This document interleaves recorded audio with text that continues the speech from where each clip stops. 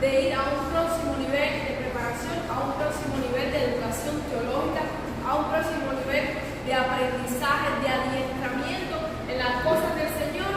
Es un regalo de Dios y es una bendición.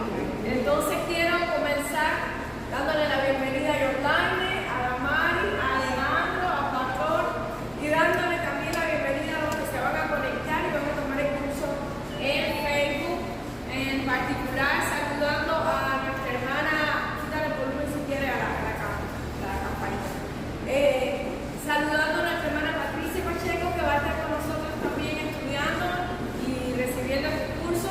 También va a estar nuestra hermana Marilyn González, el pastor Emilio González también va a estar tomando el curso, va a estar tomando y también va a estar dando alguna asignatura que lo vamos a invitar a él a dar.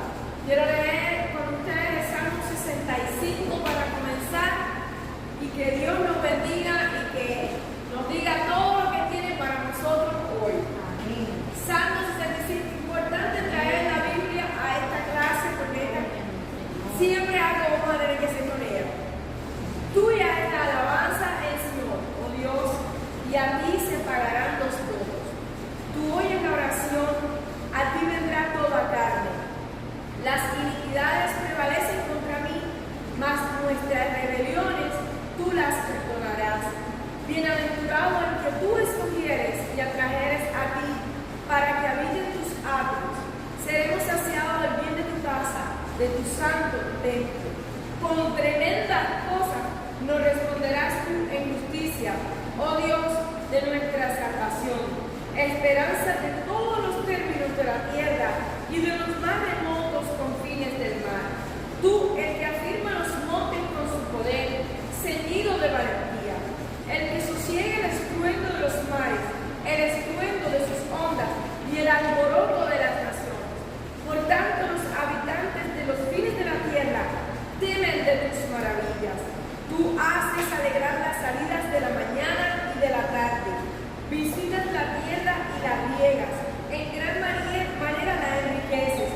Con el río de Dios, lleno de aguas, preparas el grano de ellos cuando así la dispones. Hace que se empapen sus surcos, hace descender sus canales, la ablandas con lluvias, bendice sus renuevos. Tú coronas el año con tus bienes y tus nubes destilan grosura. Destilan sobre los pastizales del desierto y los collados se ciñen de alegría. Se visten de manada los llanos y los valles se cubren de grano. Dan voces de júbilo y aún cantan. Aleluya. Este salmo para mí hoy ha sido una tremenda bendición. Y específicamente este versículo número 4 es una confirmación de que Dios nos ha escogido y nos ha atraído hacia su casa. No por gusto Dios nos llamó. No por gusto estamos aquí. Estamos aquí o estamos conectados porque Dios nos ha escogido, nos ha atraído hacia Él y tiene una habitación de su casa para nosotros. Esto es algo que muchas personas no lo llegan a tomar literalmente, pero esto es algo que hay que tomar literalmente. La habitación de la casa es el ministerio, es el llamado, es el lugar que Dios nos ha dado dentro de su reino, dentro de su plan de redención en la historia de la humanidad. Por eso es que tendemos como si fuera el deseo de nosotros a ir a su casa. Mucha gente no tiende a ir a la casa. Mucha gente no tiene un concepto de la casa de Dios. Pero los que son llamados, los que somos llamados, tenemos ese concepto y siempre anhelamos la casa y siempre volvemos a la casa.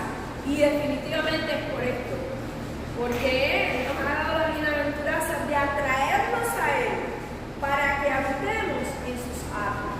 Hay distintos niveles en relación a Dios, como había distintos niveles en el templo, como había distintas posiciones delante de Dios, donde un atrio, donde la gente se podía quedar, pero había un atrio inicial para todo el pueblo, pero había un lugar santísimo. Dios nos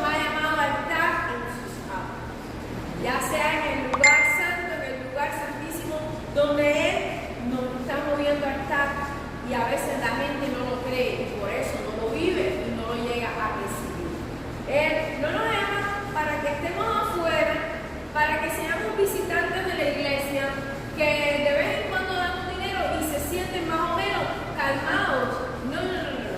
No hay nadie que Dios llamó para que no haga nada. Esa persona no existe. Dios te llamó con un propósito, Dios me llamó con un propósito y un lugar en su casa. Habrá pasado muchas cosas, pero es así. El lugar está ahí, el tiempo está ahí y eso va a ocurrir. Yo hablaba con mi mamá hoy, déjame quitarle el volumen al teléfono. La gente le empagan a ella, no, ahora. Pero no, ahora estamos en la clase. Le bendecimos acá a los que están conectados, aleluya. Bendiciones, bendiciones, no se vaya, que Dios tiene más para ti. Mi mamá es una persona que en un momento en la historia de mi familia que Dios empezó a traernos hacia su casa. Empezó mi tío, que era la oveja negra de la familia, que era alcohólico, empezó a buscar al Señor. Y el Señor le dio la habitación de la alabanza. Y él sirvió en el ministerio de alabanza en la iglesia de Marianao por muchos años, décadas sirvió él alabando y dirigiendo alabanza y glorificando el nombre del Señor ahí. Después atrajo a mi mamá, después atrajo a mi hermana, y ellas iban y venían, pero todavía no se daban cuenta del lugar que el Señor le había dado. Y como diría Pablo, y como último, como una abortiva, me atrajo a mi gracia, gloria a Dios. Como una abortiva me atrajo a mí. Y cuando me atrajo a mí, yo recibí la habitación de su casa, muy pronto, muy temprano. En un año, en solo un año, menos de un año, ya yo estaba levantando una misión. Ya yo tenía personas que yo estaba ministrando y liderando. En menos de un año, yo estaba atendiendo células de la iglesia, que eran células grandes, y estaba con un ministerio evangelístico que se formó alrededor de mí, no sé cómo, evangelizando por las calles de La Habana. Y al ser el año, apareció el precioso mancebo pastor, y nos casamos, nos enamoramos, hicimos noviazgo, nos casamos y salí al ministerio. Y yo le decía a mi mamá, salí con él, salimos juntos, pero la iglesia de Cienfuegos. Hasta el día de hoy hemos estado cambiando de iglesia en iglesia, en la misma denominación, pero cambiando de iglesia en iglesia. Y en un momento mi mamá se unió a nosotros y me dijo a mí, yo voy a ser como Ruth, tu Dios será mi Dios, y donde tú vayas yo iré. Y ella pasó a ocupar la habitación de su casa, de la casa que el Señor le dio, y vivió con nosotros y ayudó a aportar en el seminario, a atender a líderes, a atender a pastores, a atender a ministros, a atender gente, a servir. Hoy día, iglesias y líderes que nosotros, Dios le dio la oportunidad por caminar con nosotros de servir en la habitación que ella le dio a ella, que fue de servicio. Hoy le están ayudando a ella a caminar. Hoy son los que la mueven a ella. Hoy son los que la honran y la bendicen. Entonces, ella encontró la habitación, la encontró. Pero mucha gente no la encontró. Por eso entrenarnos en la palabra, hay que encontrar la habitación, hay que encontrar ese lugar. Y por eso tenemos academia, porque la academia es el siguiente nivel de crecimiento espiritual, la formación espiritual. Así que vamos a orar. Padre, gracias por tu presencia, por tu espíritu en este día. Gracias por todo lo que haces y gracias por todo lo que harás. Gracias porque has sido un Dios bueno y nos has sido un Dios de amor y nos has sido un Dios perdonador. Queremos que tú recibas hoy nuestra alabanza. Queremos que tú recibas hoy nuestra adoración. Queremos que nos dirijas, que nos enseñes y que nos ilumines con tu Espíritu Santo. Y que toda la gloria y toda la honra sean para ti. En el nombre poderoso de Jesús, declaramos, Señor, abierta esta academia hoy día. Y ahora, Padre, por tu nombre, por tu gracia, declaramos que tú añades a tus hijos, que tú los mueves, que tú los bendices, que tú nos enseñas, que somos enseñados por ti, no por el hombre. Que tu Espíritu enseña a nuestro espíritu directamente y que tomemos lo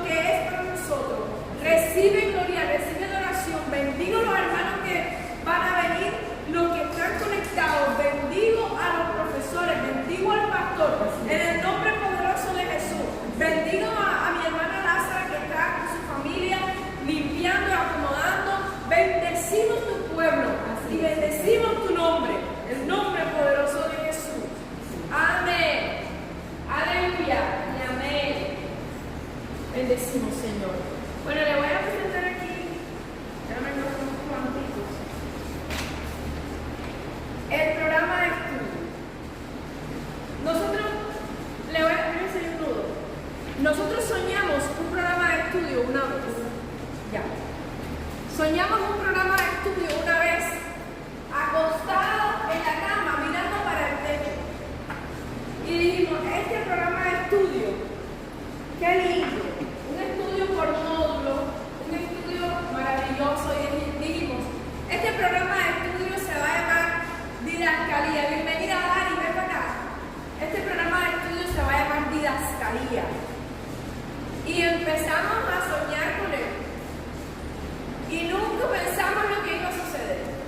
Hasta que unos años después, bienvenida, aquí tienes el programa. Esa es una chica valiente. Sí, Señor. Aleluya.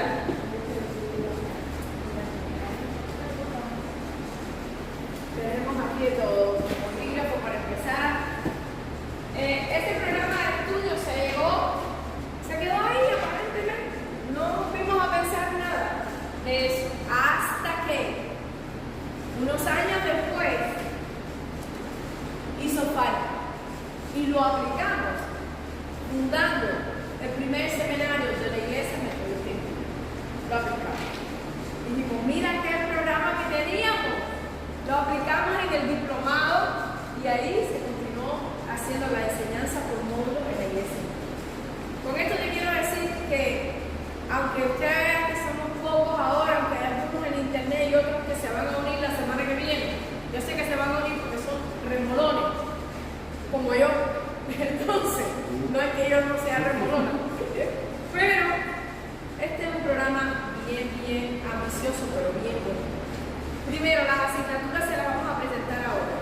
Vamos a entrenar adoradores ardientes. Vamos a aprender de liturgia, de espiritualidad y de crecimiento. Esos son dos módulos o dos asignaturas que van a formar el módulo de entrenamiento de adoradores ardientes. Vamos a saber por qué adoramos. Y ahora el pastor les va a presentar el curso de liturgia. El curso de espiritualidad es un curso que no quiero que se mienta nadie. Es un curso muy importante, porque este curso entra hasta el fondo de la vida cristiana. Este es un curso que también va a enseñar a desarrollar métodos y adiestrarnos nosotros mismos. Métodos de estudio, de acercamiento a la palabra y a Dios. Después viene entrenando profetas, que van a enseñar la asignatura homilética, evangelización y plantación de misiones. ¿Por qué? Porque nosotros no vamos a formar cristianos de banco. Nosotros estamos formando líderes. Y si estás formando líderes, estás formando pastores. Y Dios tiene un plan que Dari no sabe. Pero ella a lo mejor dice, una vez a mí un profeta me dijo, pero no sé, ese es juez, ¿no? Un profeta me dijo, no sé, pero bueno, ahí está Dios obrando en la preparación. Después vamos a entrar en el módulo que es plantadores de iglesia. Usted ve en este país muchas iglesias. Y usted a lo mejor se pregunta, ¿qué difícil debe ser plantar una iglesia? No es difícil plantar una iglesia. ¿Qué difícil ser pastor? Es un llamado. Un llamado, pero bien difícil. Si Dios te llama, Dios te unge y Dios te capacita. Y este proceso Dios llama, Dios unge, Dios capacita. A ver, así que podemos ir y podemos plantar iglesias. El siguiente es un entrenamiento en liderazgo profundo. Enseñar a través de la enseñanza de un curso del Antiguo y del Nuevo Testamento. Le vamos a introducir a todos los libros de la Biblia. Esa es la clase de investigar, de profundizar. Y después el siguiente módulo es de liderazgo compasivo. Y ahí se van a tomar los cursos de capellanía 1 y capellanía 2. El curso de capellanía 2 lleva implícito un curso de intervención en crisis con un tema de profundización de cómo arreglar problemas en familias, en hogares.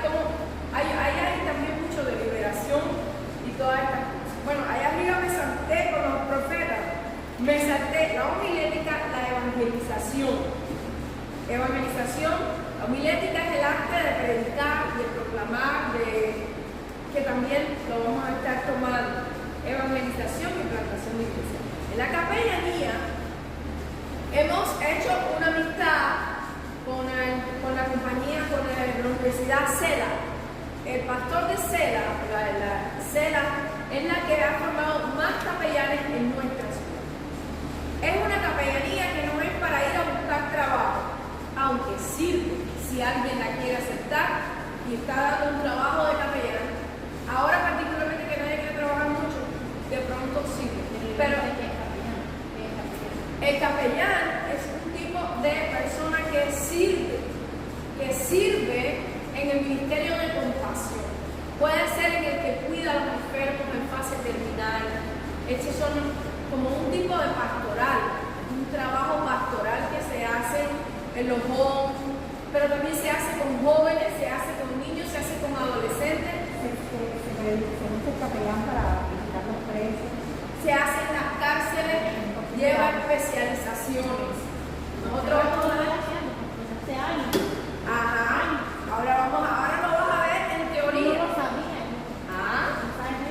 Si alguien siente que además de hacerlo, porque hay muchas cosas que hemos hecho en la vida sin reconocimiento y sin respaldo. Si ya lo estás haciendo, ¿por qué no buscar tu reconocimiento, tu chapa? Respaldada por la Haya, un curso de una iglesia conservadora. Esto ha salvado unas cuantas vidas, porque Yotlidán tiene una, Yotlidán es uno de los capellanes de nuestra iglesia. Hasta los cementerios hay capellanes. Sí, claro. En los cementerios hay, ¿usted lo sabía? Sí, claro.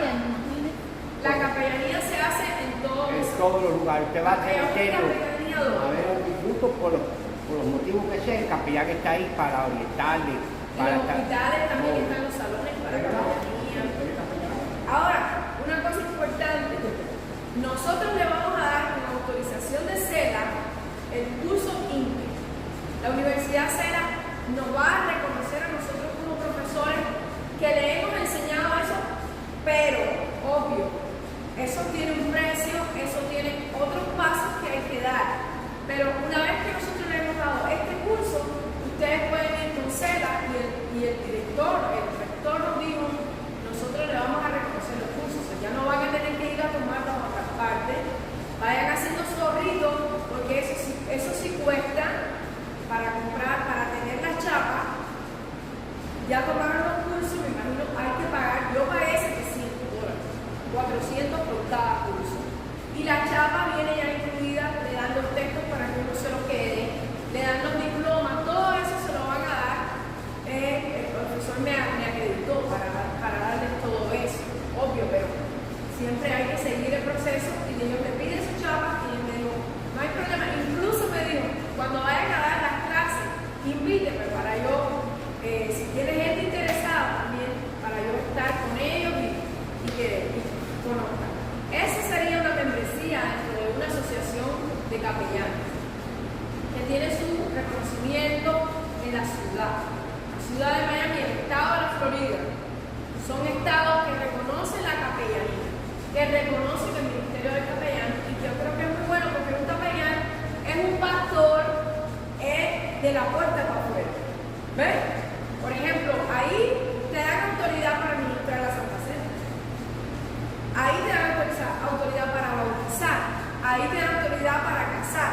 O sea que no es solamente cualquier cosa, sino que como parte de todo nuestro entrenamiento de liderazgo, si quieres los créditos por toda universidad, tienes que ir a pagar.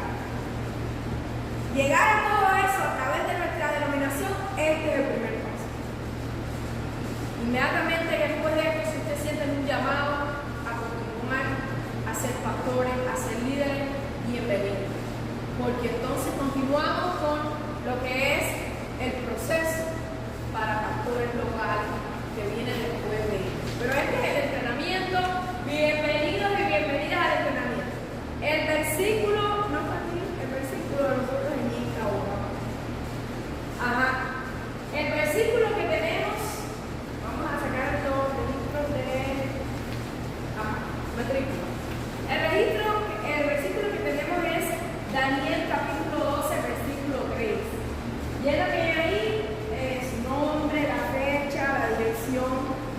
capítulo cuál es? Daniel, búscalo ahí, capítulo 12, versículo 3.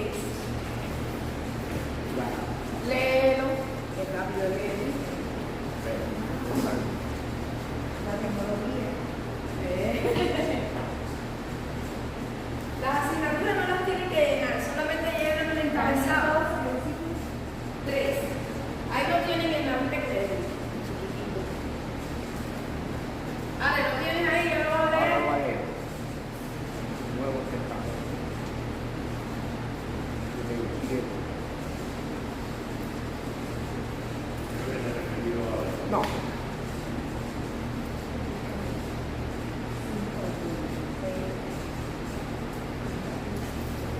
Aquí está. Que salvo Empezar. Daniel, el antiguo. el profeta Daniel, Daniel, sí. capítulo 12, versículo 3. 12:3. Alaba lo que vive. Aleluya. Pastora, ¿tenemos la dirección donde vivo o la de la iglesia? No, donde vive mejor no, porque si no vamos a comunicar contigo. Y el correo electrónico bien clarito, porque así podemos estar en contacto, mandarle material, mandarle y también pedirle tareitas y eso, estar en contacto. Aquí está Daniel 12:3. Leo, léelo ahí a ver. Quiero leer. Dice, los entendidos resplandecerán como el resplandor del firmamento y los que enseñan la justicia a la multitud, como las estrellas a perpetua eternidad. Aleluya, gracias. Resplandecerán. Hay que enseñarle la justicia. ¿Cuántos problemas trae a la vida no conocer la justicia? Resplandecerán.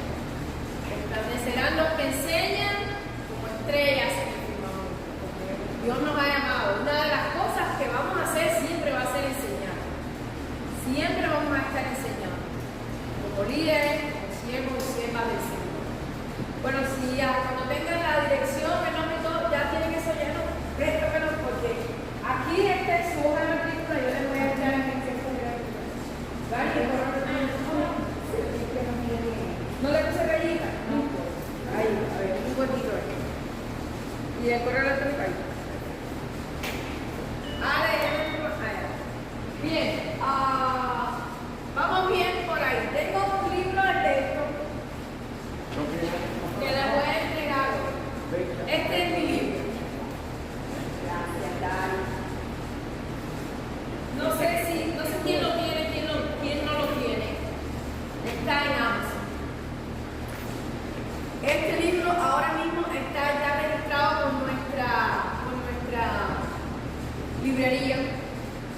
Yo creo que van a tener que darle algo de dinero después a Lisandra por él, pero yo se los cogí. Yo se los quité, después ustedes se arreglan con Lisandra. Este libro dice, Juan tiene una falta de ortografía, pero es porque yo quiero enfatizar que el autor de todos los libros del apóstol Juan es el apóstol Juan. Y punto. Así que eso es una razón de énfasis. Este libro para mí es una bendición. Es un libro de métodos de estudio. Va de lo simple a lo complejo. Empiecen por el principio. Vamos a usarlo, lo vamos a utilizar en el curso de crecimiento espiritual, que vamos a empezar a dar la semana que viene. Hoy vamos a tener el libro. Lo van a empezar despacito. A este libro lo acompaña este otro libro, que es un libro muy gracioso, pero yo no le veo la gracia, porque este es un libro que es para enseñar Apocalipsis, para aprender Apocalipsis, pero en pequeños grupos. Y usted tiene que tenerlo, porque también usted el primer pequeño grupo que uno tiene es uno mismo. Porque recuerden que nosotros educamos nuestra alma. Nosotros nos estamos educando con el Espíritu Santo. Este se lo voy a dejar también. Se llama Mi Ajo Libro. Y les va a hablar, ya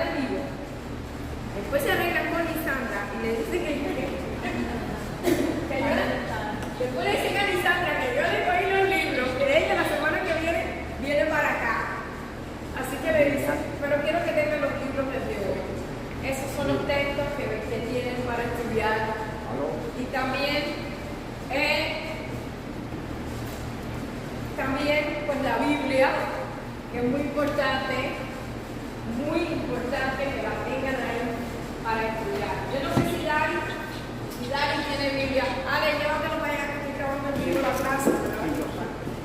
Dari, ¿tú tienes Biblia? Dime, Alza. Listo. Pues entonces, vamos a dar el tiempo al pastor. Creo que ya le he entregado todo el material. Le he presentado este proyecto. Nosotros siempre nos reunimos 11:15 porque el café. Déjame ver dónde le puse la 11:15 con el café. Recuerden. Aquí está. 11:15 con el café. Y estamos transmitiendo en vivo para los que no están los que no pueden estar en persona. Ahí hablamos con el pastor. Bueno, gracias a Dios, es un privilegio para nosotros estar aquí y comenzando esta academia. La Biblia en muchos lugares habla de la importancia, ¿verdad?, de prepararse, de estudiar. Por ejemplo, hay un versículo bíblico que habla de crecer en el conocimiento de nuestro Señor Jesucristo. Hay otro que dice transformado por medio de la renovación de nuestro entendimiento.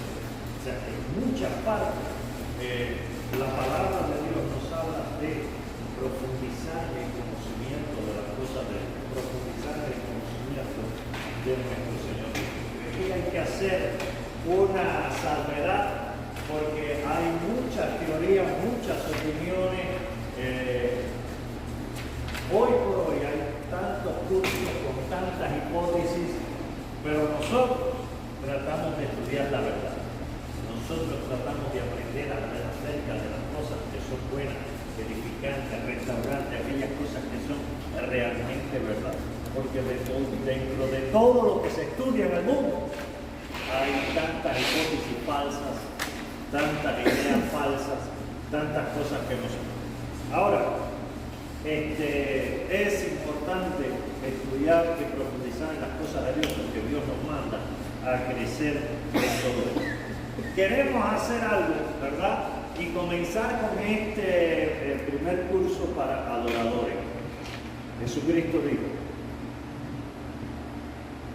Dios está buscando adoradores que le adoren en espíritu y en verdad. Por eso, nosotros queremos que en nuestra iglesia todos seamos adoradores. Amén. La gente que Dios está buscando son adoradores. ¿Qué cosas son adoradores? Aquellos que le abren el corazón para darle a Dios la honra que merece, la gloria que merece.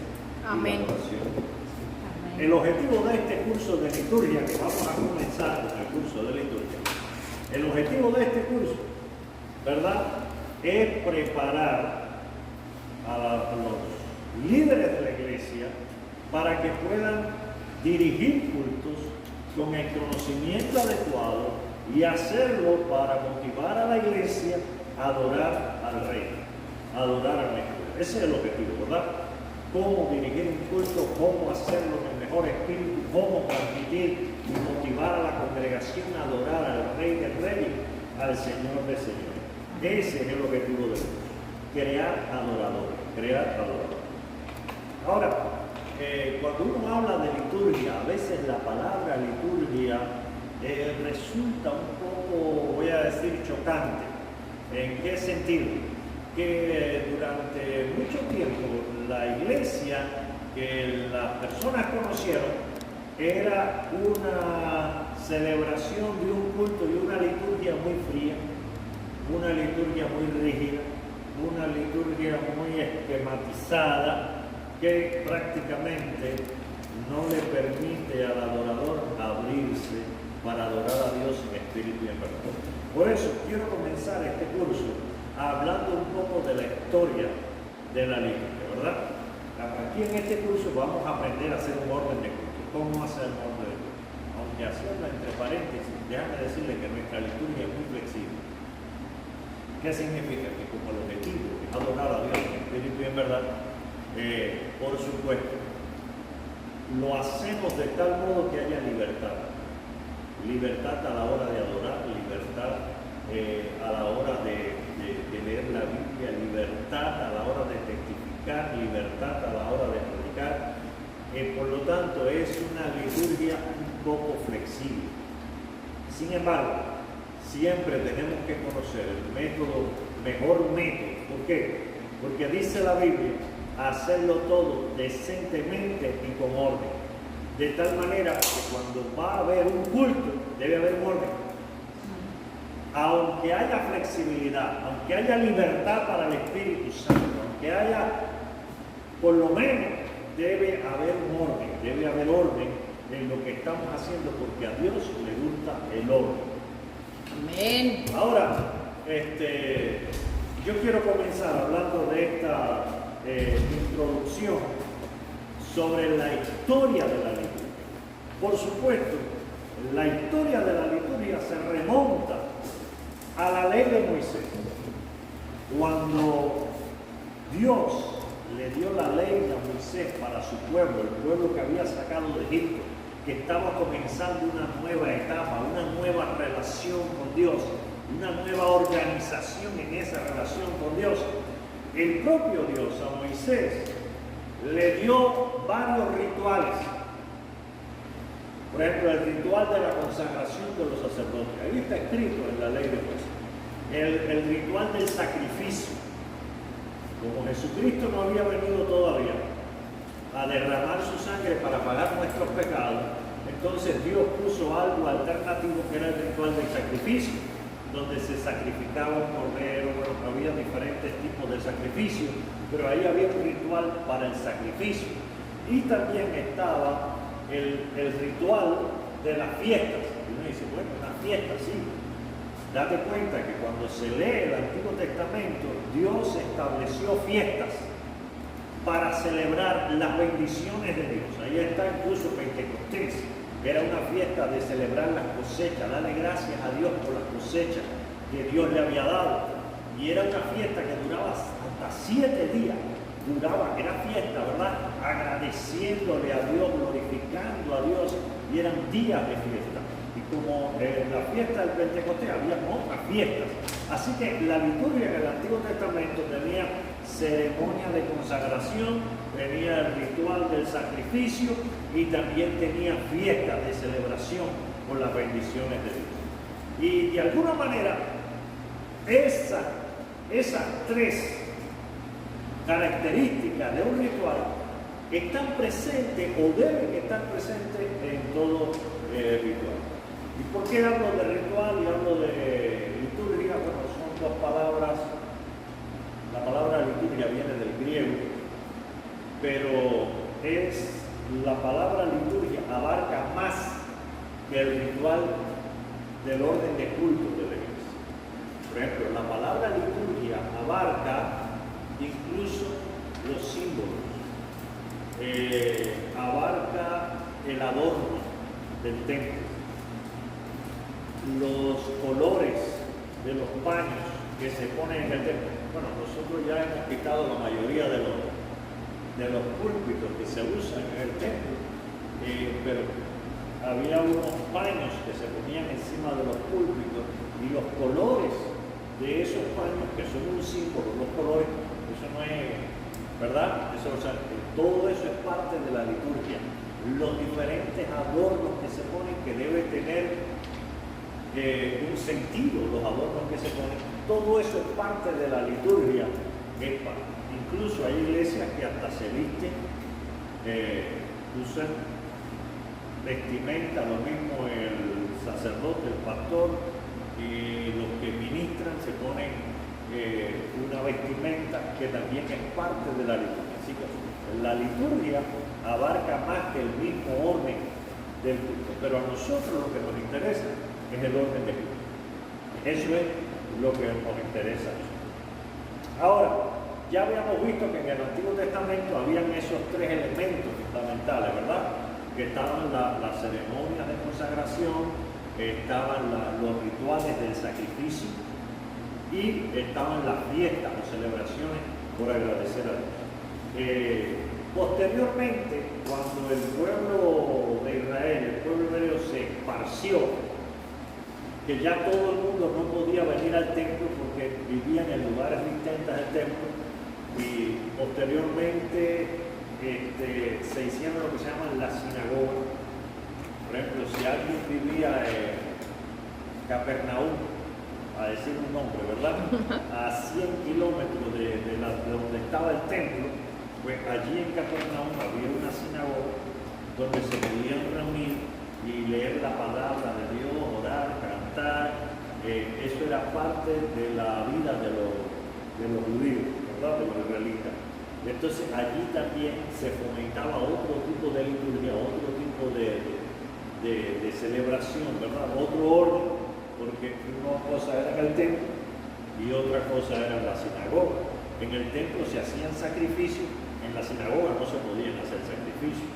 En el templo pues se hacían diferentes tipos de ofrendas que en la sinagoga no se podían hacer ese tipo.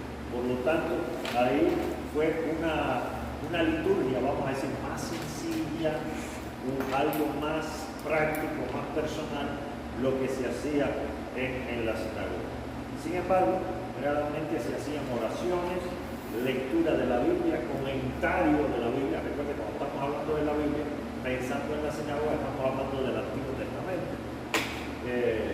Y, por supuesto, los cantos que se cantaban, salmos, todo eso se hacía en la sinagoga. ¿Por qué le digo esto? Porque cuando la iglesia primitiva surge, después de Pentecostés, lo que ellos hacían era lo que hacían en la sinagoga, más o menos era parte de lo que hacían, aunque habían sus diferencias.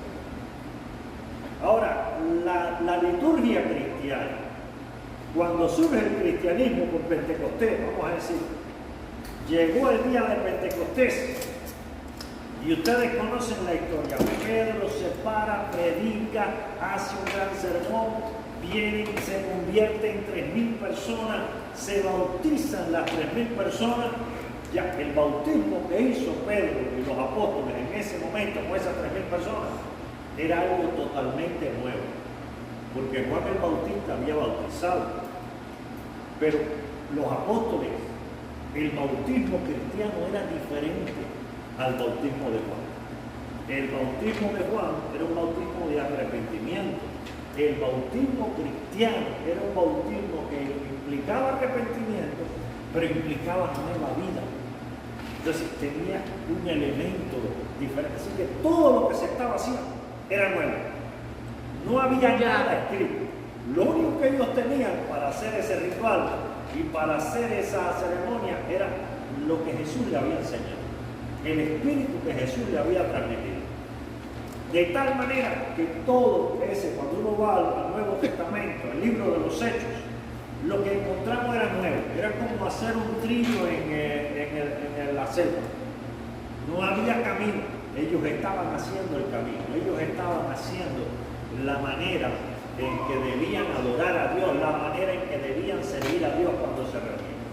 De tal manera que podríamos decir, aunque el Espíritu Santo les estaba guiando, aprendieron a cabezazo, porque no había una escuela, no había un taller, ellos estaban aprendiendo en el camino. Así que comenzaron con el bautismo de 3.000 personas, que por primera vez hicieron un bautismo tan grande como eso, ¿verdad? Ahora, vamos a ir al libro de los Hechos, busquen ahí en su Biblia el libro de los Hechos, que vamos a ver algunas de las cosas como ellos lo hacían, que era algo que el Espíritu Santo los motivaba y como ellos lo hacían.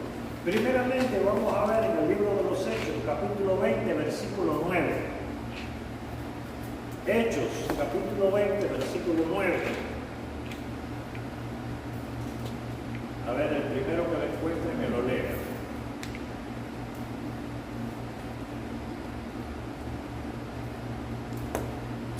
Ya.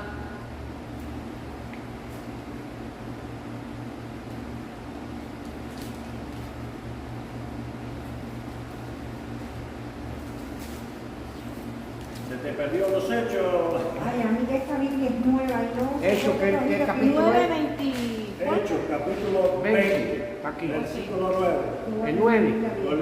Está aquí. 9:20. Libro de memoria, te lo vas a aprender de hablar. No, porque es la soja. Ya, está aquí. No tiene Alejandro, Rey. y un joven llamado, No. Sí, Esto es es ese. 9:20. Este Ah, es esto es 29. Está bien. Yo estaba 9:20. y un joven llamado Eutico, que estaba sentado en la ventana, rendido de un sueño profundo. No cuanto Pedro disertaba largamente, vencido de sueño, cayó del tercer piso abajo y fue levantado muerto. ¡Ay, Dios! Bueno, después le resucitan, ¿no? Ahora, lo que yo quería que ustedes entendieran aquí en este pasaje bíblico, dice que el apóstol estaba predicando largamente. Ellos no tenían una hora determinada la predicación. Por lo que vemos que aquí en este culto, la predicación duró horas y horas y horas predicando. Y uno dice, bueno, no tenían un orden, no tenían un ritual.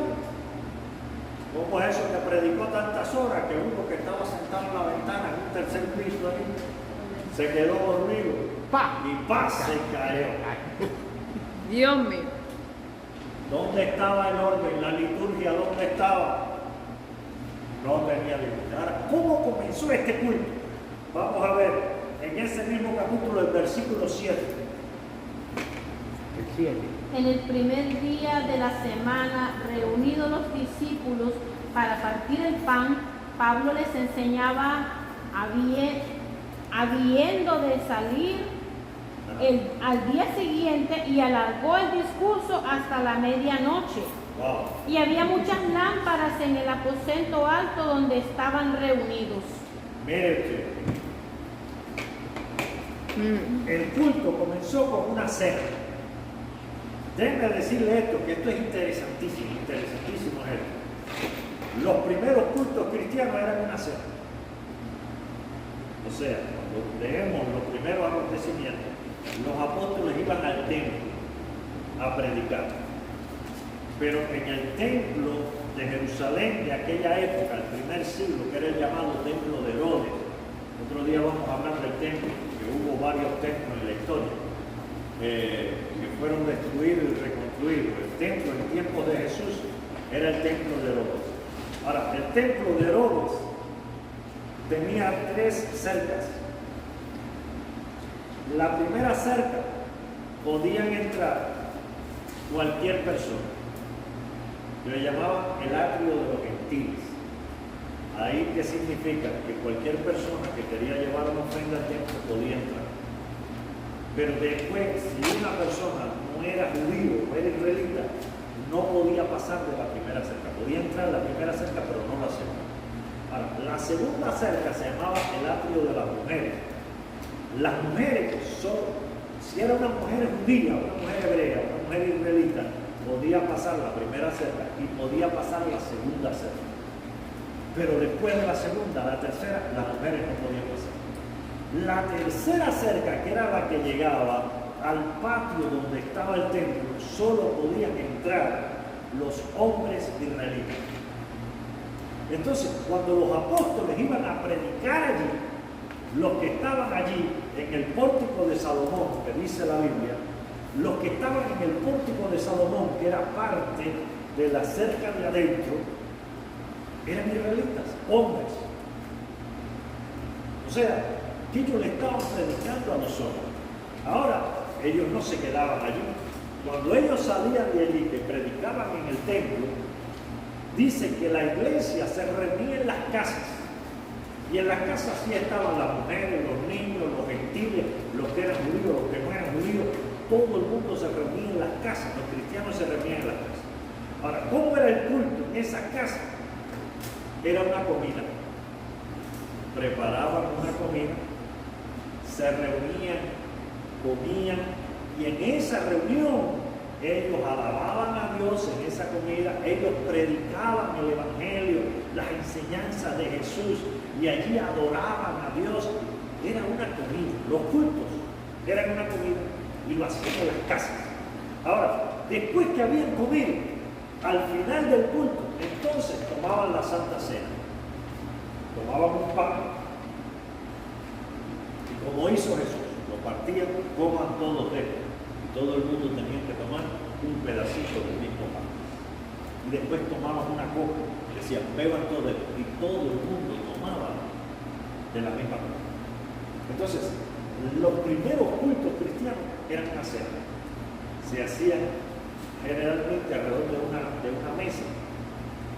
Bueno, supongo que había casas donde había muchas personas que no podían todos sentarse a la mesa, pero bueno, en sentido general era una cena. Hay muchos pasajes, ¿verdad?, donde se habla de la cena. Hay un pasaje en Primera de Corintios que dice, cuando vayan si alguien tiene hambre, porque se formó, ¿verdad? Había gente que se apuraba y empezaba a comer hasta que llegaran los demás. Cuando llegaban los demás, y eso aparece en la Biblia, ¿verdad? Que Pablo tuvo que decir, oye, aguántense, eso no es así, pongan orden en eso. Ahora, habían otras cosas. Quiero que busquen Hechos, capítulo 12, versículo 12. Hechos, capítulo 12, versículo 12. Ajá. Y habiendo considerado esto, llegó a casa de María, la madre de Juan, el que tenía por sobrenombre Marcos, donde muchos estaban reunidos orando. Ahí está. O sea, que también se reunían a orar. Recuerden que en una cena daban el culto, ahí predicaban, ahí alababan, ahí oraban, pero a veces se reunían para orar. ¿Por qué? Porque ellos creían en el poder de la oración. Amén. Ellos creían en el poder de la oración. Y orar era parte de lo que hacían como iglesia. Recuerden que era en la casa, cuando aquellos no habían templos cristianos todavía. ¿Qué más? Hechos 14, 27.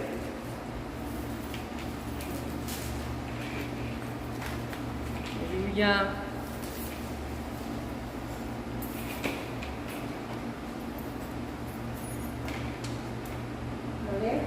Sí.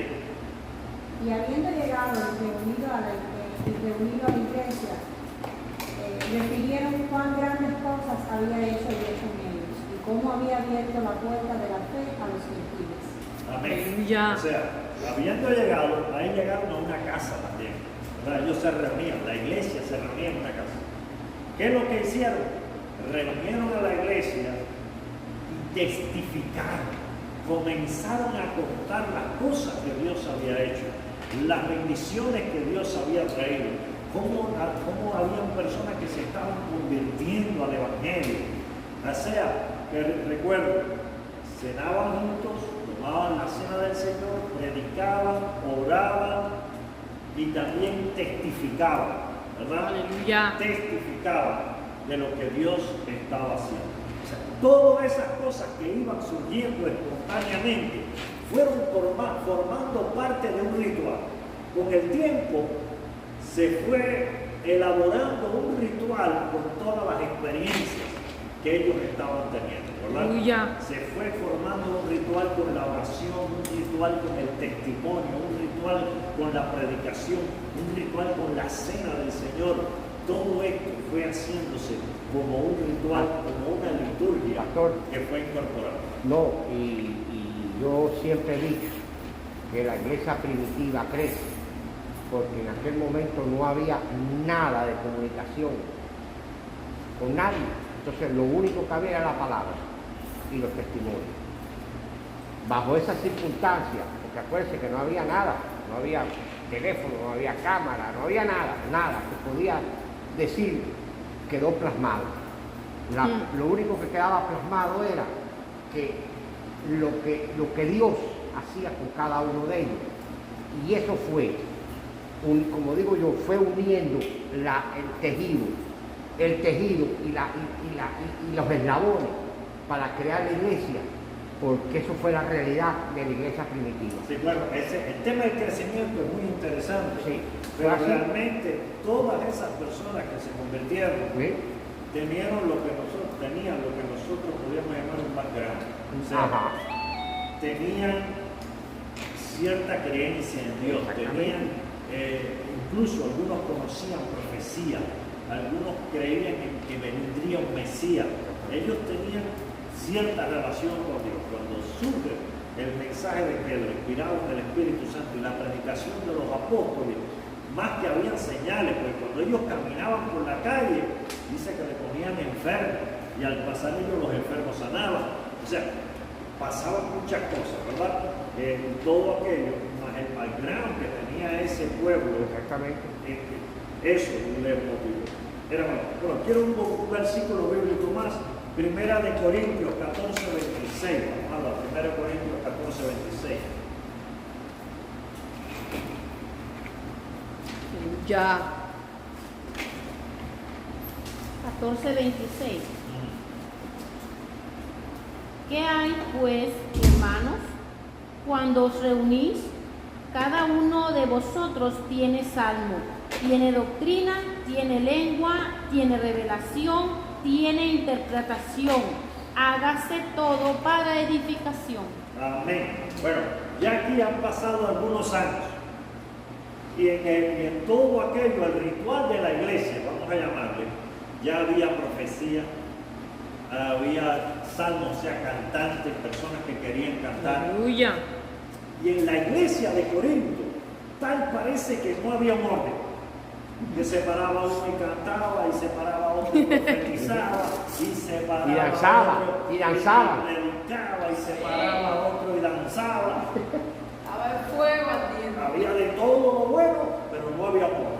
Y el apóstol Pablo, inspirado en el Espíritu Santo, le dice, mira, en la iglesia ustedes se reúnen, recuerdan, esas reuniones eran en casa. Ahí no había en aquella época un templo como el lindo que nosotros tenemos, eran en las casas. Por supuesto, se supone que escogían una casa grande de alguien que tuviera una casa grande y se reunían allí, pero allí había de todo. Ahora, ¿qué faltaba? El orden. El apóstol Pablo, inspirado en el Espíritu Santo, dijo, bueno, hágase todo para edificación. ¿Por qué? Porque cuando había desorden, había desorden. Y al final de ese capítulo, lee el último versículo del capítulo 14. ¿14 cuánto? El último versículo que aparece en ese capítulo. Pero hágase todo decentemente y con orden. Hágase todo decentemente y con orden. O sea, había profecía, había oración, había alabanza, había de todo. ¿Qué es lo que faltaba? El orden. El orden. Lo que faltaba era el orden. Y el apóstol Pablo, inspirado en el Espíritu Santo, dijo, bueno, hay que poner orden, hay que establecer un orden. Y eso es lo que nosotros queremos hacer, ¿verdad? Cuando nosotros vamos a dirigir un culto, debe hacerse como orden. Hay que poner alabanza, hay que poner oración, clamor, intercesión, predicación, todo lo que uno, testimonio, si hay testimonio, pero hay que tener un orden, porque a Dios le gusta el orden. Claro, dentro del primer siglo se fueron añadiendo otros elementos, como por ejemplo, incluso la confesión. Voy a hacer una salvedad. No estoy hablando de la confesión que practica la Iglesia Católica. La Biblia dice, confesaos vuestras ofensas los unos a los otros. Cuando había una iglesia grande, siempre habían dos hermanos o dos hermanas que chocaban. Ay, ay, Esas ay. cosas pasan. En la chiquita también. ¿Eh? Y en la chiquita también pasa. Ahí chocan. ¿Verdad? Pero siempre había, la Biblia habla de esas cosas, ¿verdad? Entonces, ¿qué dijeron los apóstoles con el Espíritu Santo? Confesaos vuestras ofensas los unos a los otros y perdonaos de la manera que Cristo perdonó, perdónense los unos a los otros. Eso dice la Biblia. Entonces, ¿qué pasaba? Que cuando se reunían, si había alguien que había ofendido a otra persona, decía, perdóname, yo sé que vaya, me porté mal contigo. Eso era confesar las ofensas los unos a los otros. Qué lindo. Y llegó a ser práctica de la iglesia confesarse las ofensas. Y la persona que recibía la ofensa estaba obligado a perdonar. Obligado a perdonar. Porque una de las enseñanzas básicas de Jesús es perdonar. Perdona a los hombres sus ofensas. De Aleluya. tal manera que era obligatorio, vamos a decir así, para todo cristiano, para toda cristiana, el perdón. Amén. Debía haber confesión y debía haber perdón. Y entonces, en todos los cultos, estamos hablando todavía en el siglo I, ya quizás un poco más avanzado, pero el siglo I todavía, cuando se reunía la iglesia, que alababan, que oraban, había un espacio para que la gente se perdóname, mira, no te presté atención, te di la espalda, cualquier cosa de esa, perdóname. La otra persona está obligada a decir, te perdono en el nombre de Jesús, ahora limpio mi corazón, no te eres mi hermano, mi hermana, y estamos en paz. Amén. Así es cuando es guiado por el Espíritu. Ya me tocó hacerlo a mí la semana pasada. Aleluya. Me tocó a mí. Ya yo pedí perdón a una hermana de la iglesia. Aleluya. Entonces, era parte del ritual de aquella época, perdonarse. Ahora, ¿qué pasa? Que con el tiempo, había personas que, por ejemplo, no había ofendido a nadie en particular, pero había tenido un mal pensamiento o había hecho algo, cualquier cosa, si había llevado algo que no era de él, algo que no tenía que ver con el resto de la iglesia. Y entonces se paraba en público y decía, yo tuve malos pensamientos, entonces ya aquello, bueno, eso es un problema personal.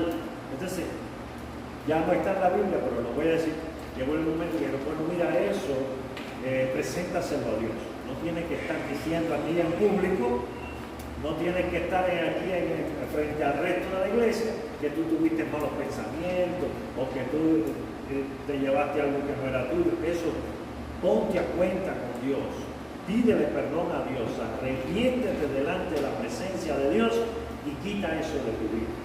Y Aleluya. Dios te va a perdonar. Entonces, ¿qué pasó? Que en el culto, en el orden de culto que ya existía, pusieron tiempo de confesión de pecado. Y era un tiempo para meditar, que todavía nuestra iglesia lo hace. A veces. Bueno, era un tiempo donde las personas meditaban, se ponían a cuenta. En ese tiempo no era para pensar en si me entró una notificación del teléfono, no. Era un tiempo para abrir el corazón delante de Dios y decir, Señor, perdóname. Mencionarle a Dios el error, yo cometí este error, yo es verdad que tuve malos pensamientos, por ejemplo, es verdad que me llevé lo que no era mío, perdóname, ayúdame, yo no quiero hacerlo más, yo quiero agradarte. Era un tiempo para ponerse a cuenta. Aleluya. Posteriormente, y ahí es donde entró el error, ¿verdad? En el siglo IV después de Constantino, que entonces la iglesia puso la confesión al sacerdote. Y el sacerdote, pero eso no estaba en la Biblia. La confesión era al hermano ofendido o a Dios. No había que confesarle la cosa al sacerdote. Pero en el siglo IV, la iglesia cometió el error de decir, hay que hacer la confesión al sacerdote y el sacerdote te va a poner el castigo. Ya hay Aleluya. tergiversar la enseñanza de la palabra. Por eso nosotros o le pedimos perdón al hermano o le pedimos perdón a Dios. Amén. Pero no hay que confesarse con ningún sacerdote. No hay que confesarse con nadie, a no ser que alguien quiera buscar una ayuda espiritual. Y alguien tenga un problema y diga, voy a hablar con el pastor, voy a hablar con la pastora, le voy a decir a ver si me ayuda, me da un consejo para superar este problema. Eso está correcto. Y ahí hay que pensar. Porque los pastores tenemos los sacerdotes tienen el secreto de confesión. Aleluya. Los pastores tenemos algo parecido, pero es ética profesional, que si un hermano o una hermana nos cuenta un problema, eso tiene que quedar ahí, eso no puede salir a nadie más, ¿verdad? Claro, a veces hay pastores que no tienen la preparación adecuada, no tienen la profesionalidad que deben de tener, esas cosas se han dado, pero bueno, vamos a dejar eso. El asunto es que la confesión del pecado es al hermano ofendido. Si yo ofendí al hermano Alejandro, se me fue la mano, la verdad que te dije cosas que no tenía que decirte, perdóname a él, que lo ofendí. Amén. Y si es algo personal, a Dios. Ya, a no ser que alguien quiera buscar ayuda espiritual, se siente mal en eso. Voy a hablar con mi pastor. No, yo no sé por qué pastor en la iglesia, sobre todo en la iglesia católica, cuando uno va a confesarse, uno va a confesarse, se está transmitiendo en vivo. Uno va a confesarse con el sacerdote, en el confesionario. 20 Padre Nuestro, 5 Ave María, 14 no sé qué, y ya, se acabó el problema. Así es, como si uno pudiera pagar por los pecados de uno. Y la Biblia dice todo lo contrario, que el único que pagó por nuestros pecados se llama Jesucristo. Y entonces uno va al cura y le dice, reza 3 Ave María, 4 Padre Nuestro, y tus pecados te son perdonados. Y Jesucristo te perdonó. Las personas entonces hacen eso, ya yo pagué, no, tú no has pagado nada. El que pagó es Jesucristo, hay que ponerse de acuerdo con él, que él fue el que pagó el precio.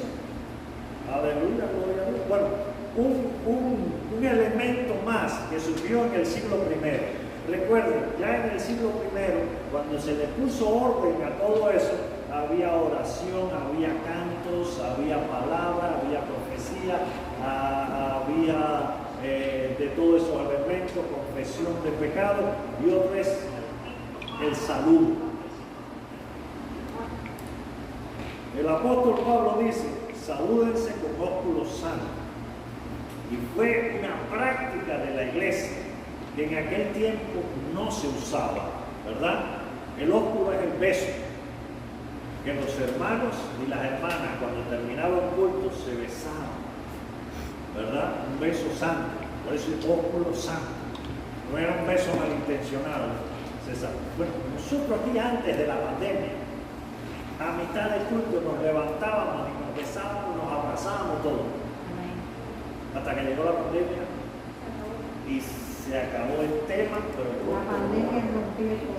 sí, pero nosotros en la liturgia nuestra, los que están aquí, antes de la pandemia, a mitad del culto había un espacio donde todo el mundo se levantaba, se abrazaba, se En el besaba, saludo de la se iglesia. besaba. El saludo de la iglesia, se abrazábamos, nos besábamos, nos bendecíamos unos a otros. Y ese era un momento muy importante. Pero bueno, hay que esperar a que vuelva el tema. Estamos viendo, estamos viendo. Volviendo, ahorita nos empezamos a besar y a abrazar ya. No se le puede seguir el jueguito al diablo. Y ya. Ok. Ya está bueno. Ahora, por supuesto, como pasó con la confesión de pecado, pasó con otras cosas. Cuando la iglesia primitiva fue perseguida, recuerden, los cultos eran en las casas, generalmente en las iglesias, a veces algunas casas se transformaron en verdaderos templos, porque hubo lugares donde crearon salones especiales para reunirse, pero generalmente eran casas que se convertían en templos para adorar al Señor. Ahora, cuando vino la persecución romana, los cristianos tuvieron que dejar de reunirse en las casas, en la ciudad de Roma específicamente, porque, bueno, hubo otros lugares, y comenzaron a reunirse en las catacumbas, porque tenían que reunirse en continuo. Entonces, las catacumbas eran como unas cuevas donde enterraban a los muertos. Y esos lugares nada más eran visitados cuando moría alguien, había un entierro y los enterraban ahí. Cuando no había un entierro, nadie se metía en una catacumba. ¿Qué hicieron los cristianos? Como sabían que la gente no se metía generalmente en las catacumbas, empezaron a reunirse escondidos, porque estaban buscando para matarlo, para encarcelarlo, y los cristianos empezaron a reunirse en las catacumbas.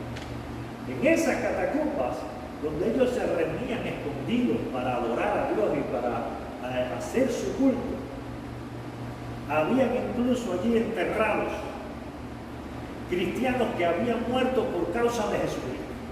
Ay, Dios. Y generalmente los predicadores decían, mira, ahí está el cuerpo de fulanito o de fulanita de tal, que murió por causa de Jesucristo, que estuvo testificando para la gloria de Dios, ahora en medio de la tribulación, y le quitaron la vida glorificando a Dios. De tal manera que en ese periodo, esos mártires, que se les llama mártires, eran el anhelo. O sea, muchos candidatos a miembros, que allí se daban clases de candidatos a miembros, que por eso se llamó catequesis, por la palabra catecúmenos, y ahí viene la palabra catecúmenos y catequesis. Bueno, vamos a ver. El asunto es que ahí estaban esos restos, esos cuerpos de personas que habían muerto. Esos nuevos convertidos que estaban escuchando las clases, la doctrina, que estaban adorando a Dios en esa catacumba, querían ser como esa gente. Aleluya. Yo quiero ser como ellos, yo quiero ser capaz de morir por Jesucristo, yo quiero ser capaz de dar mi vida por Jesús.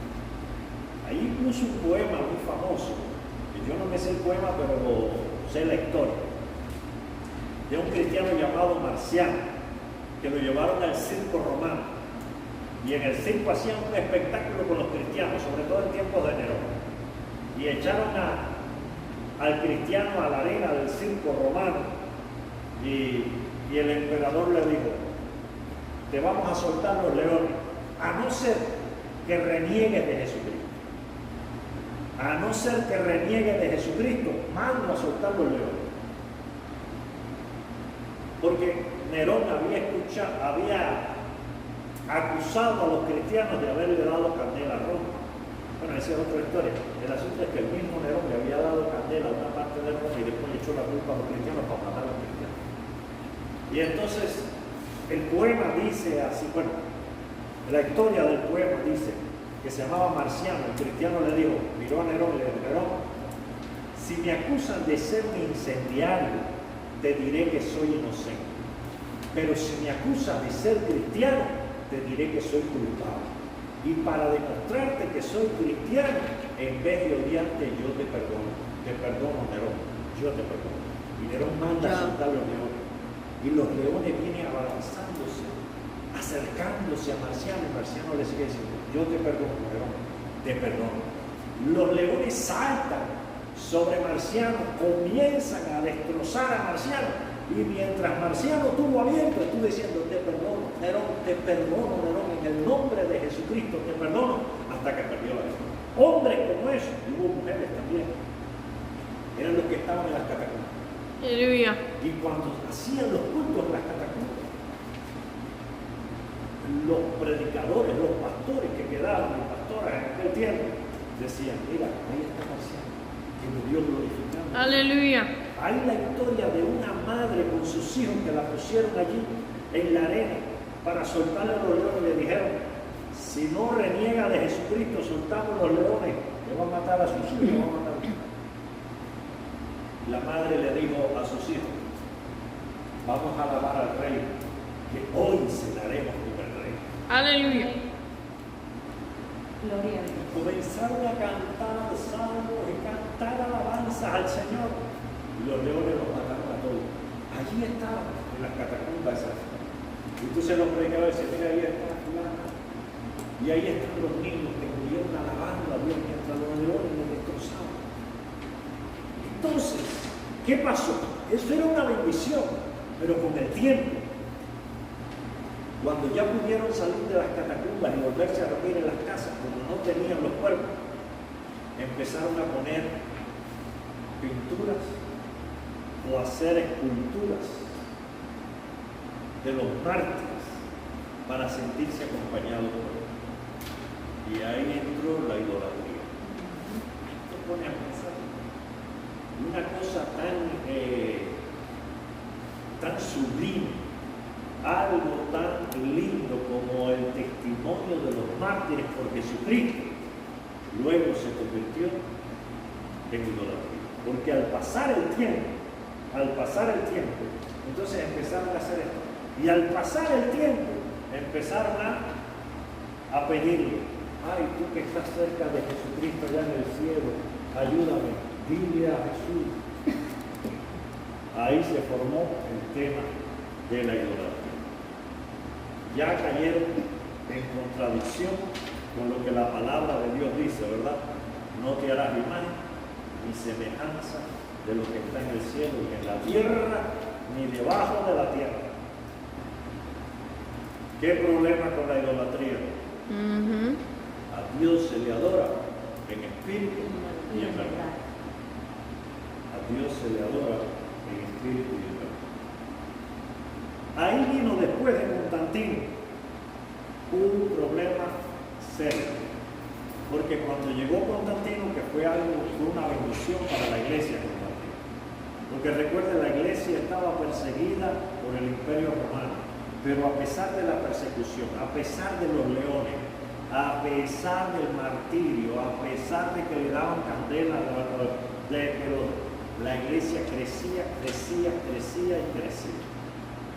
Y cuando Constantino tomó el poder, el Imperio Romano, Constantino pues hizo una ley conocida como el Edicto de Milán, que dijo: nadie más va a ser perseguido por su fe, nadie más puede ser enjuiciado por su creencia, cada cual es libre para creer en lo que cree. Pero Constantino no se quedó ahí. Constantino convocó un concilio de la iglesia. Constantino puso a los pastores principales como sus asesores personales. Constantino comenzó a pagarle un salario digno, puede ser digno no, más que digno, a esos líderes de la iglesia, y Constantino comenzó a hacer leyes que favorecían a la iglesia cristiana. Todo fue una bendición. Pero ahí vinieron los problemas. Hay que tener cuidado con la bendición. Ahí vinieron los problemas también. Porque entonces gente que le gustaría estar en la corte real y tener un salario de la corte real y tener influencia sobre el emperador, empezaron a escalar como líderes de la iglesia y empezaron a buscar cargos, empezaron a buscar posiciones con la idea de llegar ahí. Y cuando pasó el tiempo,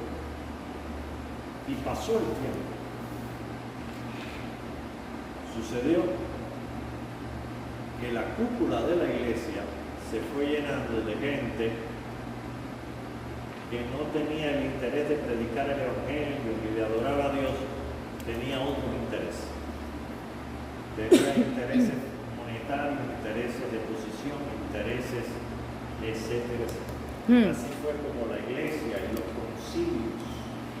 Bueno, los concilios tenían una gran influencia, se fue distorsionando. Entonces Constantino fue uno de los primeros que dijo: vamos a hacer un ritual para unificar al imperio, para unificar a todas las iglesias, porque la gente, bueno, había sucedido algo. Cuenta la historia que en una ocasión una iglesia, alguien de una iglesia visitó a otra iglesia en Roma y vio que ellos tenían un orden de culto escrito y que había alguien dirigiendo el culto. Mi iglesia no tiene eso, mi iglesia hace las cosas así. Entonces, ese alguien le pidió al obispo de aquella iglesia que le diera un orden escrito para hacer misiones. Y lo que hizo fue después que reprodujo ese orden escrito y se lo fue dando a diferentes iglesias. Y a la gente le gustó lo que estaba escrito.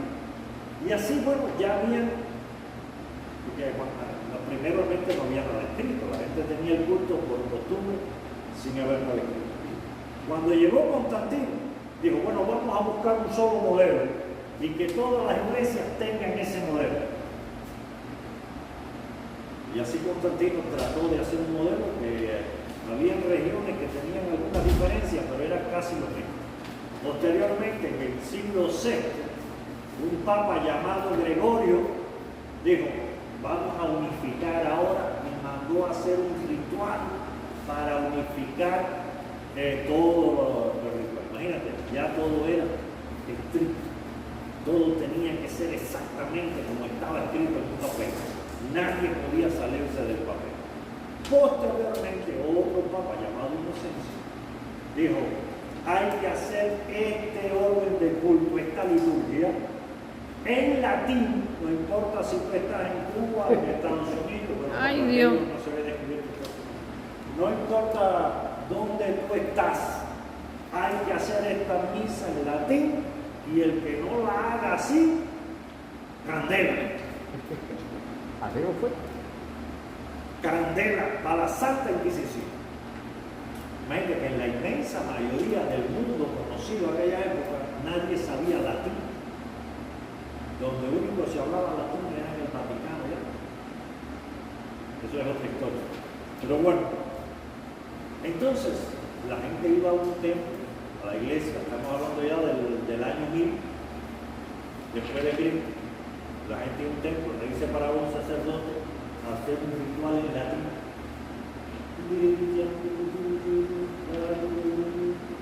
Pastor, yo curo.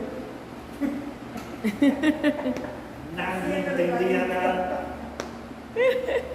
Nadie sabía lo que se estaba diciendo. El mismo Papa prohibió leer la Biblia.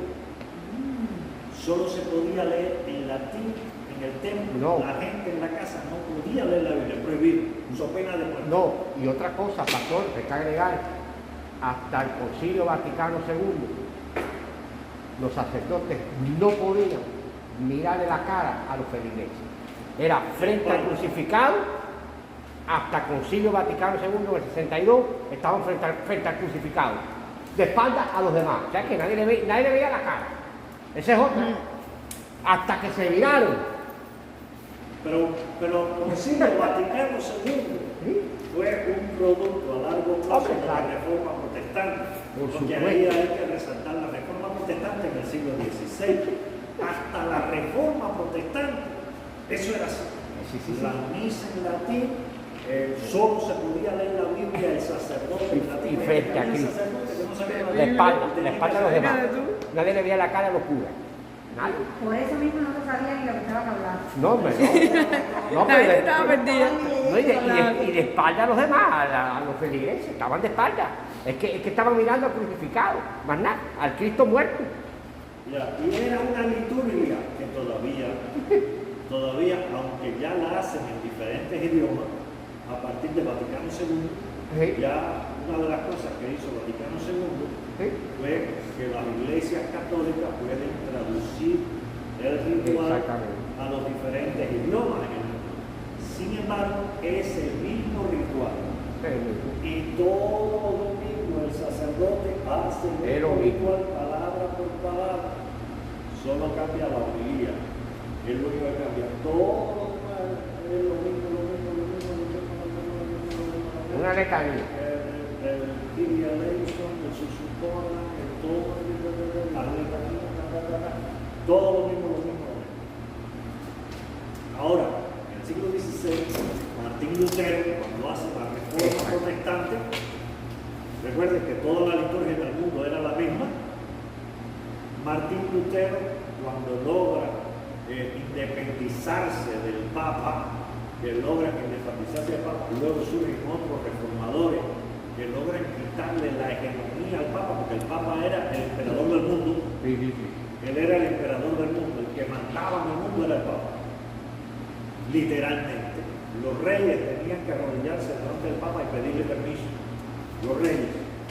El poder del Papa era increíble. Bueno, Martín Lutero logra quitarle la hegemonía al Papa y logra transformar el ritual. Martín Lutero lo que hace es traducir el ritual, el mismo ritual de la Iglesia Católica, lo traduce a los idiomas vernáculos, o sea, al idioma de cada país, le quita la parte de la adoración a los santos y todo lo demás lo deja igual. Al punto que las iglesias históricas usan el mismo ritual de la Iglesia Católica. Si tú coges un ritual de la Iglesia Metodista que nosotros no hablamos del ritual, bueno, eso ahí vamos a llegar. El mismo, todas las iglesias históricas, estoy hablando de la iglesia episcopal, la iglesia metodista, la iglesia luterana, todas esas iglesias, las llamadas iglesias históricas que surgen en el 17, en el siglo XVI, XVII, XVIII, En esos 3 siglos se llaman las iglesias históricas. Las iglesias protestantes, las iglesias históricas, usan el mismo ritual que usaban los católicos, pero transformado, pero el mismo ritual. Donde le quitan, hay un libro de un himnario metodista, donde está el ritual, bueno, no vamos a meternos en esto. Ahí está. Usted va ahora a una iglesia metodista anglina, tradicional, y ahí le dan un ritual. Es el mismo ritual de la iglesia católica, que le quitan la adoración a los santos, le quitan algunos elementos, por ejemplo, que está la Santa Cena también, le quitan la explicación de que se vuelve a sacrificar a Jesucristo, todas esas cosas más, pero es el mismo ritual, la misma letanía. Incluso tú coges el calendario, que de eso podemos hablar también, el calendario de la iglesia metodista, y ahí hay elementos que es lo mismo que usa la iglesia católica. Ahora, la iglesia metodista es una iglesia muy grande. Yo digo que cuando es una iglesia muy grande, bueno, en Estados Unidos la iglesia metodista unida, a la que pertenecemos nosotros, tiene más de 732.000 congregaciones. Tiene millones de miembros. Y dentro de esa generalidad hay distintas etnias. O sea, están los anglos, pero están también los coreanos, una iglesia metodista coreana poderosa. Hay haitianos, hay brasileños, hay hispanos, hay distintas etnias. Cada etnia, vamos a decir así, tiene su propio ritual. Y la disciplina de la iglesia metodista dice que cada iglesia local es libre para hacer su propio ritual siempre y cuando no se salga de la doctrina y los principios cristianos. Eso dice la disciplina. Por eso nosotros hacemos el culto diferente a como lo hace la iglesia. Yo he ido, por ejemplo, yo fui a una iglesia, he ido a muchas, pero bueno, fui a una iglesia metodista anglo y tenían 3 cultos. Un ultraconservador, un conservador y un contemporáneo. Y los 3 usaban más o menos el mismo ritual con algunas diferencias. En el ultraconservador empezaba con la procesión, todos vestidos de toga. Los diáconos vestidos de toga y el pastor vestido de toga y el que dirige vestido con su toga, con la velita encendida. Entraban por la puerta principal y encendían las velas del altar, volvían. Así el culto, todo ultra tradicional, todo era leído, las letanías, las oraciones eran leídas. ¿Saben lo que son las letanías? ¿No? Cuando dice, el Señor está con nosotros y contigo también, y el pastor lee una parte, la congregación lee otra parte, y el Señor nos bendiga, te bendiga a ti también, y el Señor que se mueva a ti hoy sí, que se mueva en tu vida también, y no sé qué, todo leído, todo leído, todo leído. Ahí se duerme cualquiera. Ahí se duerme cualquiera. Cualquiera se duerme. Ajá. Entonces los cantos son los cantos, eso se tocaba el órgano. En el segundo culto era más o menos lo mismo, pero en vez del órgano se tocaba el piano. Y en el tercer culto era más o menos lo mismo, pero ya no usaban la toga, Ni encendían la vela. ni encendían la vela, y tocaban batería y tocaban otros instrumentos musicales. Pero más o menos era el mismo culto. Entonces hay que dar gracias al Señor que nos llamó en este tiempo. Ya. Ahora, claro está, la iglesia hispana, bueno, hay iglesias hispanas que usan el mismo ritual, pero la mayoría de las iglesias metodistas hispanas usan otro tipo de ritual que no sé de dónde salió, he investigado y no sé de dónde salió, que es el que le llamamos el modelo de Isaías 6. En el capítulo 6 del libro del profeta Isaías, lo tomamos como modelo para hacer nuestro propio ritual hispano. Que hay muchas iglesias que usan ese modelo. Bueno, usamos nosotros. Creo que no vamos a tener tiempo para hablar de todo, porque en el próximo curso ya vamos a hablar de nuestro modelo de liturgia, nuestro modelo de culto. Claro está que lo que estamos haciendo actualmente es mucho más simplificado que el modelo 6 de Isaías 6. Porque cuando comenzó la pandemia, que hubo tanta restricción, incluso a nosotros nos dieron órdenes del obispo de nuestra iglesia que no se podía cantar en la iglesia por la pandemia. Nos dieron muchas órdenes, pero dentro de todas las orientaciones que nos dieron, ni siquiera se podía cantar.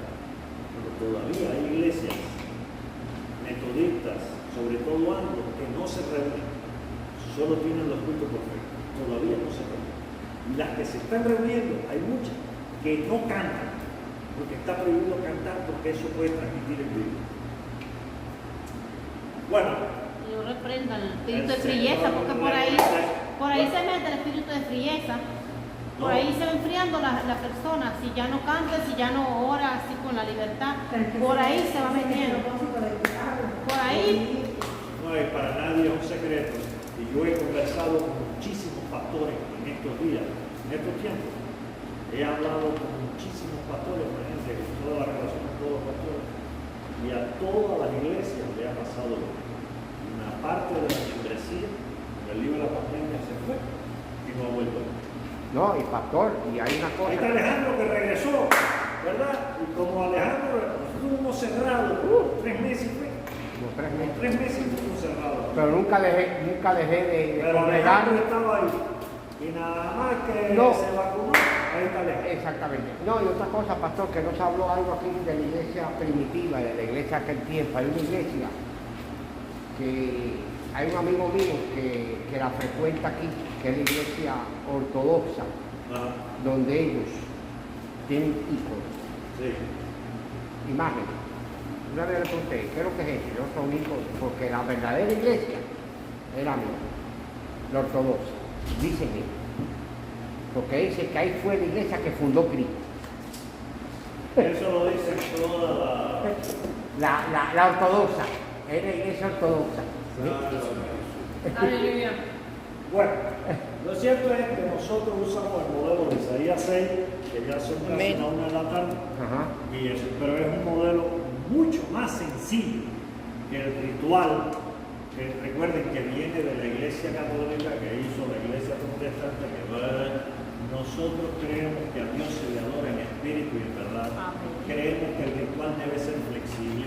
Después de la pandemia nosotros hicimos un ritual mucho, como ustedes ven las hojas de los domingos, el boletín del domingo que viene es lo más sencillo, más que canto, oración y palabra y ya. Y el Espíritu Santo. Y el Espíritu Santo. Espíritu Santo y Libertad fuego. Espíritu del Santo. Espíritu Santo.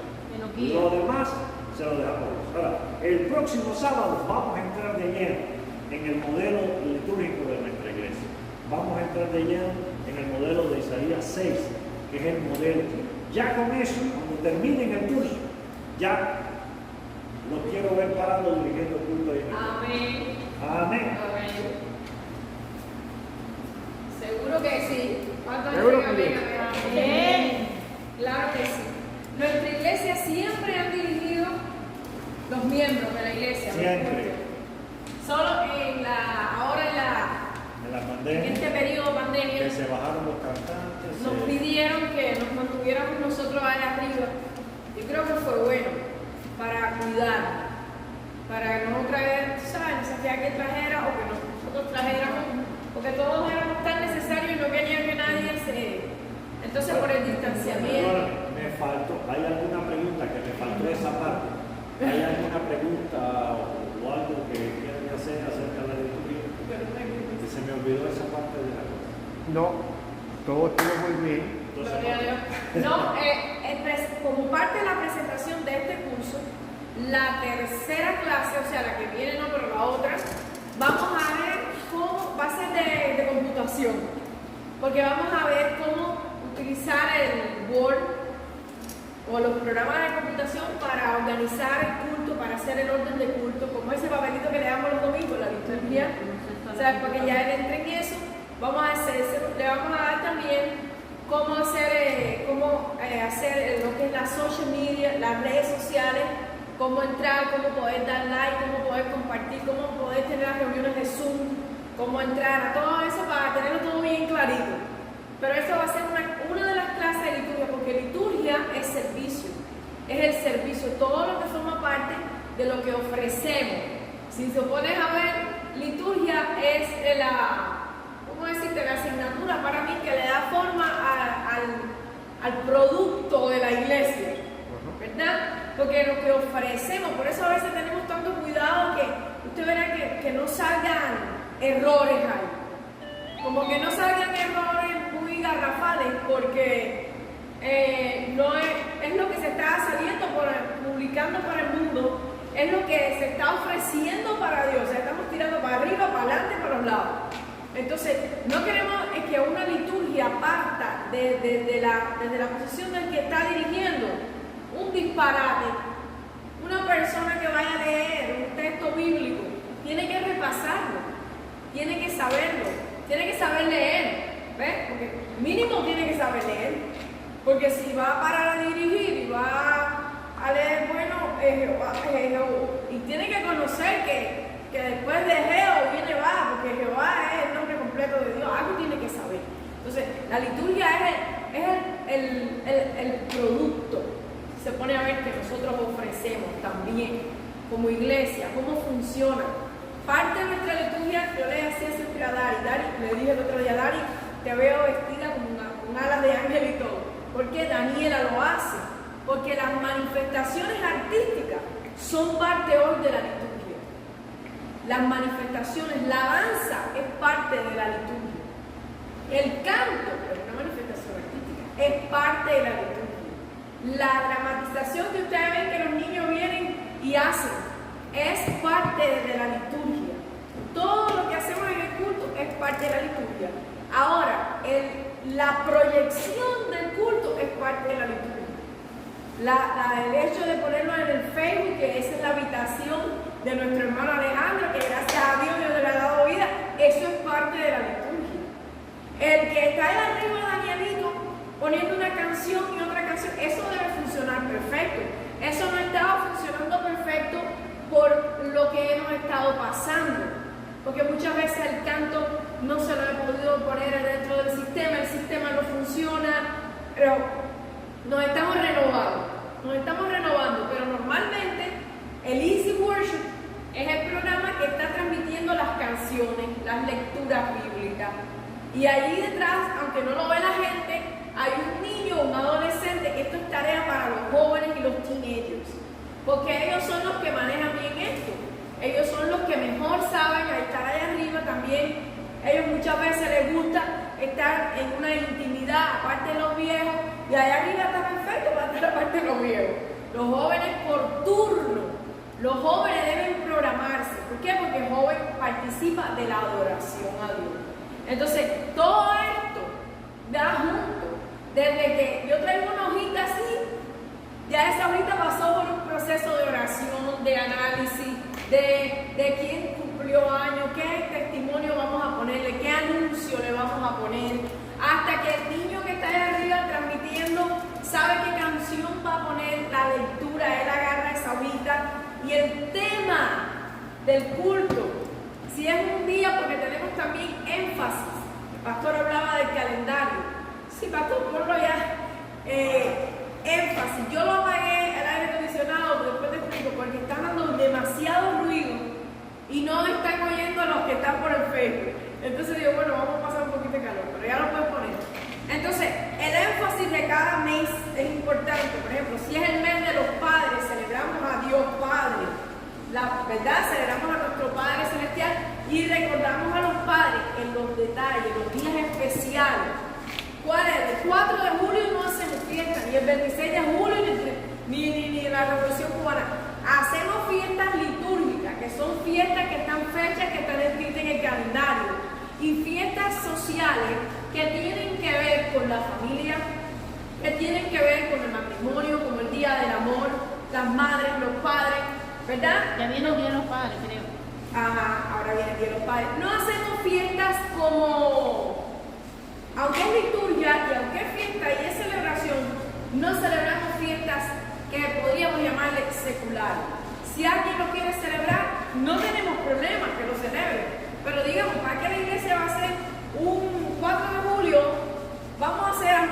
maybe lo hacemos para ganarnos la comunidad, porque la gente en la comunidad está en la casa.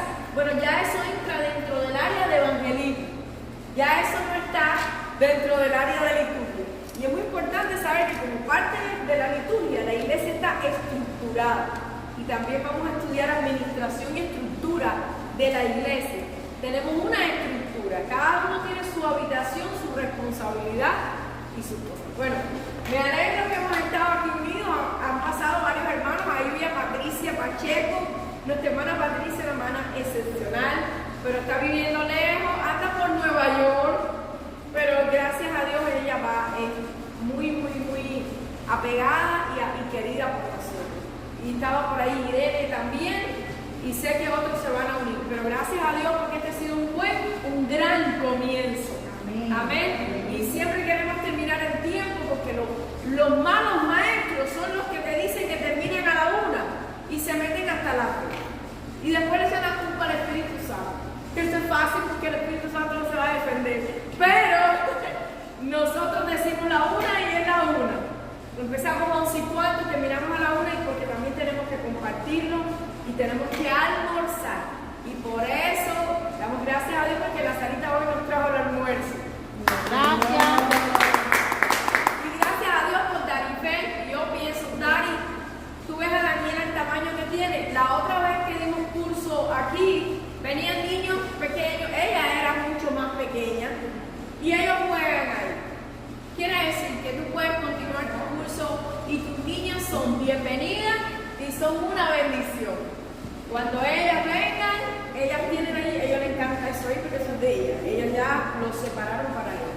Así que invitamos también a Yandari, que la estamos esperando, a Yordidán, que la estamos esperando, y a todos, a Ernesto, y a todos los demás que están de buen ánimo. Lisandra, que anda de viaje, pero también va a estar con nosotros. Voy a orar para terminar, pero no siempre será así.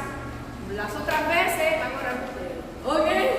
Gracias, Padre, por tu presencia, por el gozo de tu Espíritu, por lo que nos hablas, por lo que nos das, por lo que nos dices, por ese amor tan grande, tan hermoso con el que nos educas, Espíritu Santo.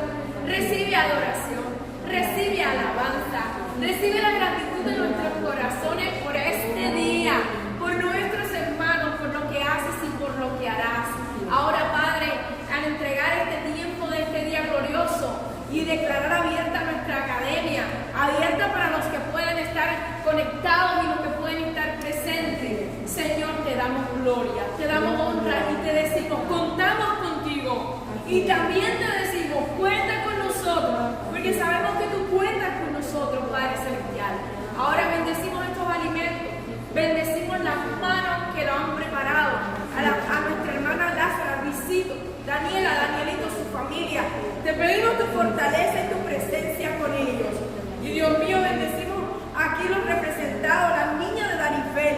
Padre, bendecimos a Darifel en el nombre poderoso de Jesús, declarando tu presencia y tu Espíritu Santo, sabiendo, Señor, que tú estás peleando por ella, por su familia, y que cosas que la gente no se imagina, tú estás haciendo y tú vas a hacer, pero tú vas a poner a Darifel en una posición grande en esta ciudad, y tu mano poderosa la va a exaltar, la va a bendecir, y tú la vas a usar con poder.